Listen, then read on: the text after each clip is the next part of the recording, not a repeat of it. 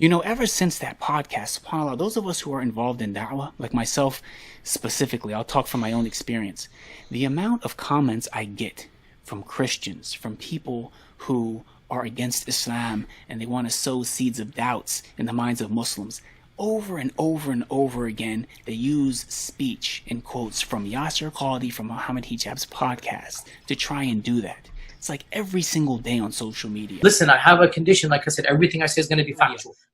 And when I found the Quran was clearly the speech of Allah subhanahu wa ta'ala, clearly it has been preserved, clearly, no doubt about it. No doubt. That has been like the main talking point when I give da'wah to people, the to main Christians talking point specifically. So for that podcast to put a question mark on that for people, I mean, the damage it caused, subhanAllah, it's beyond words. You know, if you can't internalize and understand how horrible of a thing that happened, then I can't explain it to you.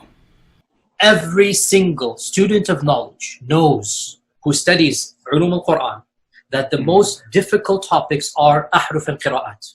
And the concept of ahruf and the reality of ahruf and the relationship of the Uthmanic Mus'haf with the ahruf and the preservation of the ahruf. Is it 1? Is it 3? Is it 7? And the relationship of the qira'at to the ahruf. This is a topic that when you're the beginning student of knowledge, you're like, what is all of this going on here? When you go a little bit more, you learn to simply memorize what your teachers say and regurgitate it out. And you don't fully comprehend. What? Bro, what are you talking about, man? When you do a deep dive is when things get very, very awkward and difficult. And this isn't new. This is from the time of the Sahaba. And this is not a joke, brothers and sisters. The issue of ahruf and qira'at caused confusion to somebody whom the Prophet ﷺ said, if you want to listen to the Quran directly, listen to Ubay. The crises that happened to me at Yale, my first year at Yale. It wasn't a crisis of faith, by the way, so I was very clear about this. It was a crisis of my understanding of knowledge. It was a crisis of what my teachers taught me. When my teachers at Medina found out I'm going to Yale, they expressed their concerns to me. You're going to go there, they're going to do this, they're going to do that. Many of them. And of course, I realized this is the way forward for me personally. But honestly, it was not easy because I jumped into the deep end and I did Islamic studies and early Islamic studies. And when you do that type of stuff, your brain really is scrambled completely. And you can, and the type of talk you just heard me give, I would never have given it in the Medina phase. It's not going to come because what the Western education does is it historicizes, contextualizes. It forces you to rethink. You know, Medina, Azhar, Malaysia, Islamabad will build a building for you. When you go to Harvard, Princeton, Yale, they will deconstruct the entire building, throw it all the way back down. It's going to be all blocks, back to Lego blocks. Then you have to figure out how am I going to reconstruct it myself. They're not even going to do it for you. Right? This is the reality of the Western education, that you are forced to think. And you realize that that building I inherited from Azhar or Medina is not a building that Allah revealed. It's a building that is constructed over centuries. And then and so what has happened, and I've seen this myself, many, not Medina or Azhar graduates, but many practicing Muslims have gone into these programs and come out either agnostic or preaching a version of Islam that I find very unpalatable. If you understand what I'm saying. Okay. Why is it? They didn't go in wanting to become like this. But they felt they have enough tools to be able to deal with the shubuhat, and they didn't. And I will tell you firsthand, if you are not fortified enough, you will come out in a manner that I think you're not going to benefit the ummah, you're probably going to harm it more than benefit it. Okay? This is my honest analysis. Traditional understandings of ahruf and qira'at cannot answer some of these pressing questions that are now being poked by our people outside of, by our academics, by their academics outside of the faith tradition. You see, in a Muslim environment, there's always some respect that we have for the Quran. We should. In a Muslim environment, we'll press a little bit and then we'll say, okay, khalas, sami'na wa ata'na. And that's great, alhamdulillah.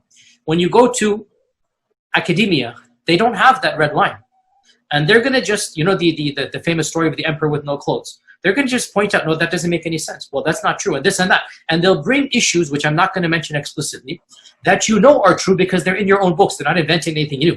And it's very clear to you and to every single very advanced student and specialist that the standard narrative has holes in it. That's what I'm going to say.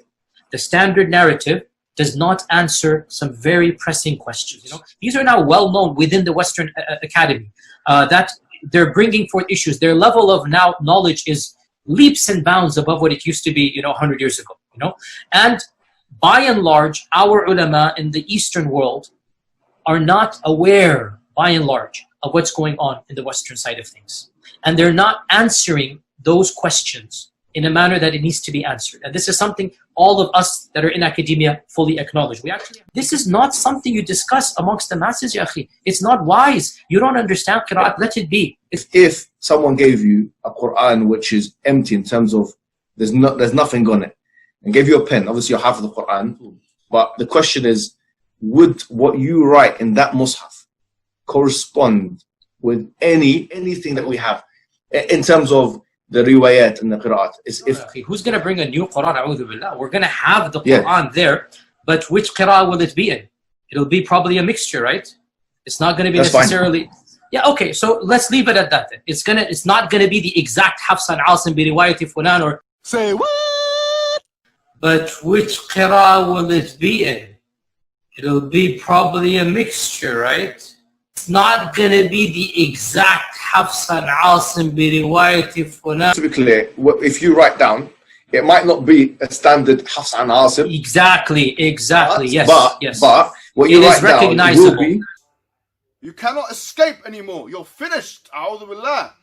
Imam al-Zahabi says a very famous phrase in his, I think it was Amr ibn Ubayd, the Mu'tazili guy or something, that Allah loves the ignorant worshipper more than the pseudo-intellectual philosopher.